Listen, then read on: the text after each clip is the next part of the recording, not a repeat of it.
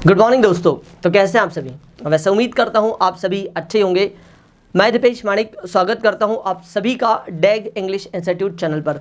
साथियों, डैग coaching classes, ये coaching classes पिछले 20 वर्षों से स्पोकन इंग्लिश, पर्सनैलिटी डेवलपमेंट और ग्रामर, ये 3 चीज़ों पर काम कराते आ रही है।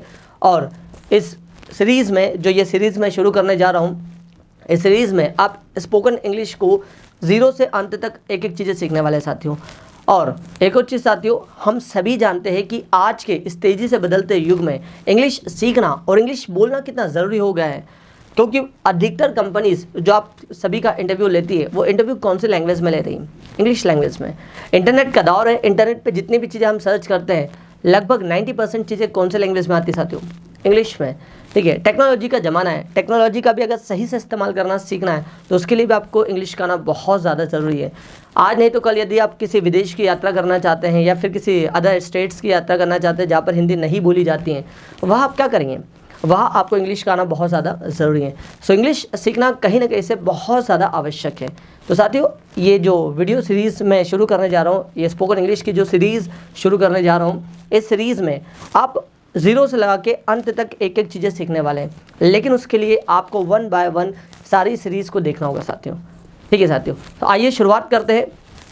सबसे पहले बात की जाए इंग्लिश की, तो इंग्लिश जो है साथियों, इंग्लिश जो है वो एक लैंग्वेज है। English is a language. ठीक है, अंग्रेजी एक भाषा है और भाषा को सीखा जाता है बार बार प्रैक्टिस के माध्यम से। ठीक है, इंग्लिश कोई सब्जेक्ट नहीं है जो स्कूल में हम लोगों ने पढ़ा या फिर रट्टा मार के हम लोग जो चीज़ें सीखते हैं, वो कोई सब्जेक्ट नहीं है। इंग्लिश को समझ करके ही सीखा जा सकता है, इसकी बार बार प्रैक्टिस करके ही सीखा जा सकता है, रट्टा मार के इसको सीखा नहीं जा सकता साथियों। आइए तो देखते हैं। सबसे पहले अगर हम बात करें, किसी भी लैंग्वेज को यदि सीखना हो हमको, तो लैंग्वेज को सीखने के लिए जिस चीज़ की सबसे ज़्यादा आवश्यकता होती है वो होती है साथियों उस लैंग्वेज के लिए लिसनिंग। ठीक है, लिसनिंग। यदि आप जिस भाषा को सीखना चाहते हैं उस भाषा को बार बार यदि आप सुन रहे हैं, ऑटोमेटिकली वो दिन आएगा आप उस लैंग्वेज को बोलना शुरू कर देंगे। यदि हम हिंदी अच्छे से बोल पाते हैं तो कहीं ना कहीं से हमने हिंदी को बार बार सुनी है, आसपास में जितने भी लोग हमारे थे उन सभी ने हमारे साथ में हिंदी में बात की, इस वजह से हम लोग भी हिंदी सीख गए, सुन सुन के हिंदी बोलना सीख गए। तो यदि आप इंग्लिश को सीखना चाहते हैं तो आपको सबसे पहले जो काम करना है वो है इंग्लिश को बार बार लिसनिंग करना पड़ेगा।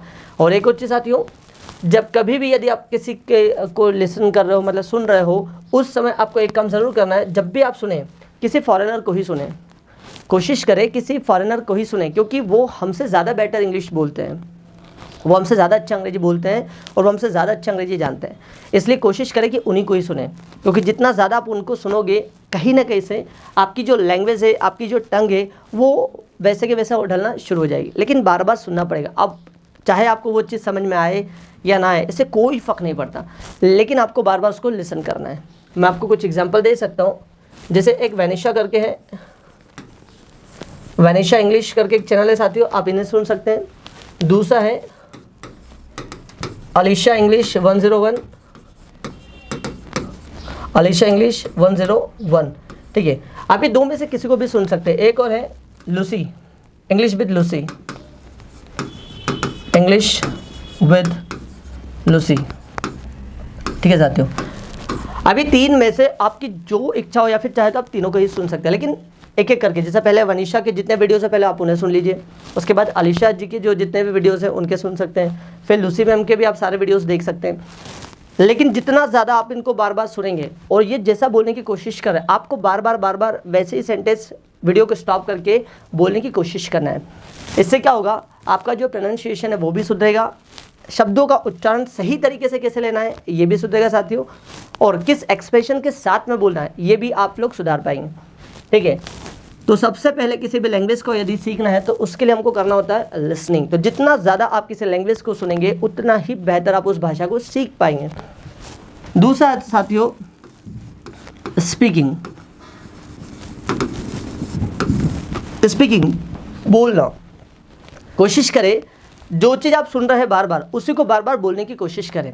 सपोज़ कीजिए अगर आप किसी वीडियो को सुन रहे हैं, ठीक है, या किसी वीडियो को देख रहे हैं, उस समय आपको करना क्या है, जैसे ही आपने 4-5 सेंटेंसेस सुने उसको स्टॉप कीजिए और वैसा का वैसा बोलने की कोशिश कीजिए। अगर नहीं बोलते बना, एक बार फिर उसको रिपीट कीजिए, उसको सुनिए ध्यान से, देखिए उसको ध्यान से, उसके बाद फिर बोलने की कोशिश कीजिए। जो सुना उसे बोलने की कोशिश करो, जो सुना उसे बोलने की कोशिश करो। हमने क्या किया था बचपन में, हमने भी तो यही किया।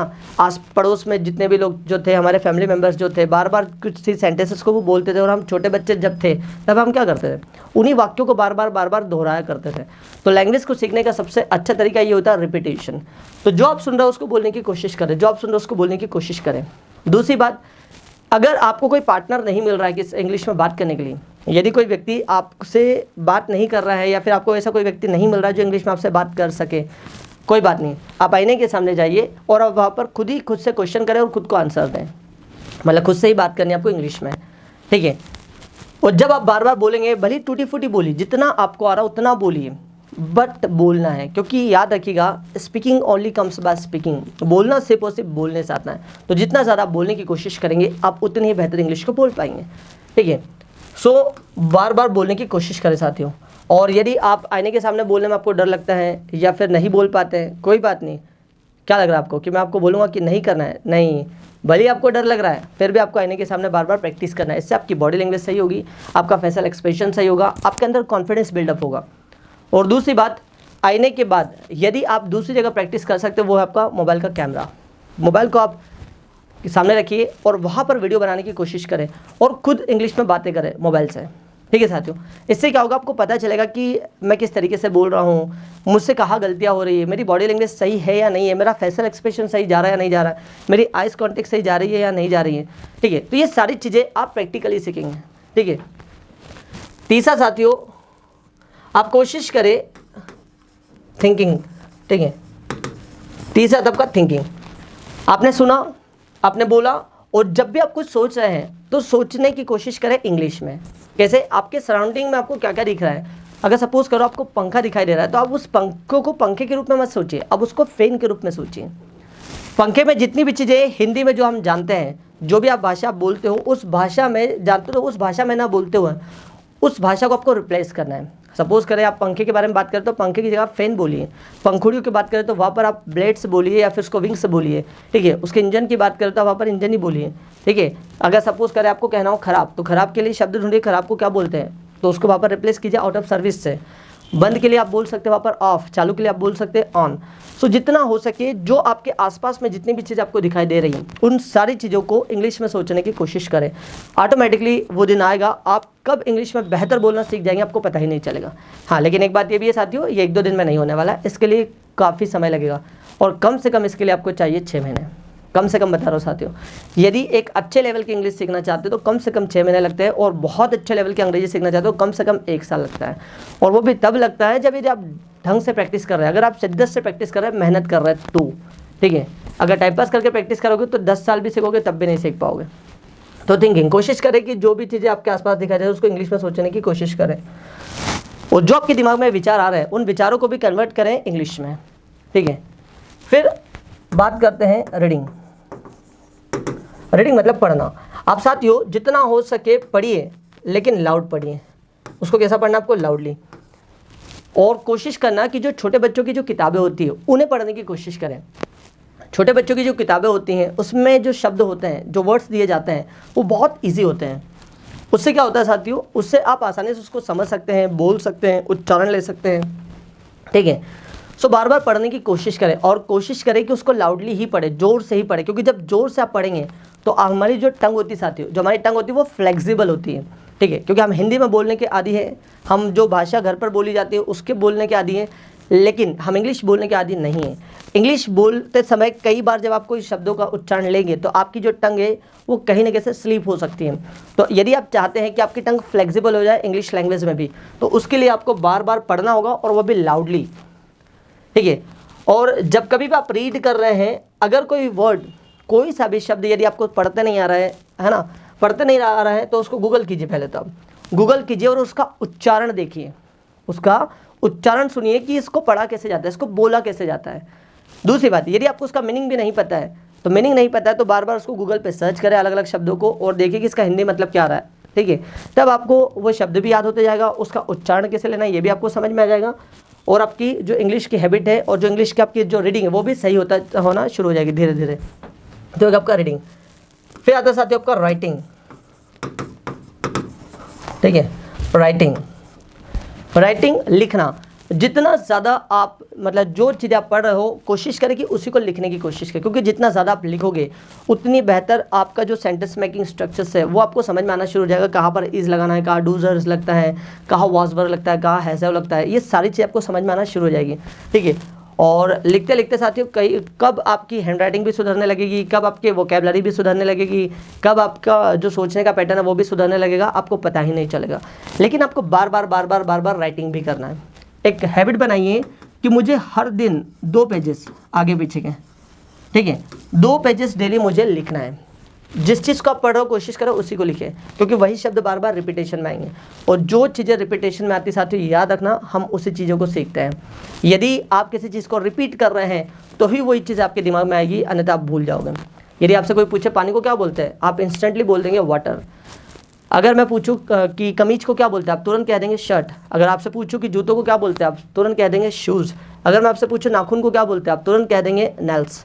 ठीक है, क्यों आपने बोल दिया? क्योंकि इन शब्दों को आपने बार बार सुना है, बार बार प्रैक्टिस की है, और जिस चीज़ की प्रैक्टिस हम बार बार करते हैं, जिस चीज़ को बार बार सुनते हैं, बार बार पढ़ते हैं, बार बार बोलते हैं, वो चीज़ दिमाग में हमेशा के लिए फिट हो जाती है। ठीक है, तो जितना हो सके राइटिंग करें साथियों। 2 पेजेस डेली आपको नियम से लिखना है, मतलब लिखना है। यदि आप शिद्दत से इंग्लिश को सीखना चाहते हैं, और साथियों फिर बता रहा हूँ आज के युग में इंग्लिश को हल्के में मत लीजिएगा। फिर बोल रहा हूँ मैं, इंग्लिश बहुत ज़रूरी हो गई है। यदि आपकी इंग्लिश अच्छी है तो मात्र यदि आप 12वीं पास भी है तो आप बेरोजगार कभी घूम नहीं सकते। अगर 12वीं पास भी है और यदि आपकी इंग्लिश अच्छी है तो आपको 20-25 हज़ार रुपये कोई भी हंस के देगा, आप बेरोजगार नहीं घूमेंगे। लोग कहते हैं कि देश में बेरोजगारी बहुत है, बेरोजगारी नहीं है, यहाँ पर बेरोजगार लोग बहुत ज़्यादा है, क्योंकि स्किल से नहीं है। आज बच्चा कॉलेज कंप्लीट कर ले रहा है, डिग्री बहुत सारी एकत्र कर लेता है, लेकिन डिग्री के साथ जो उसके अंदर नॉलेज होना चाहिए, जो उसमें पब्लिक स्पीकिंग होनी चाहिए, कम्युनिकेशन स्किल होनी चाहिए, इंग्लिश का नॉलेज होना चाहिए, वो है ही नहीं। कहाँ से उसको जॉब मिलेगी? तो अगर आप 12वीं पास भी है और यदि आपकी इंग्लिश अच्छी हो और अगर आप अच्छे से बोल पाते हो, जॉब आपके लिए बहुत सारी इंतज़ार कर रही है साथियों।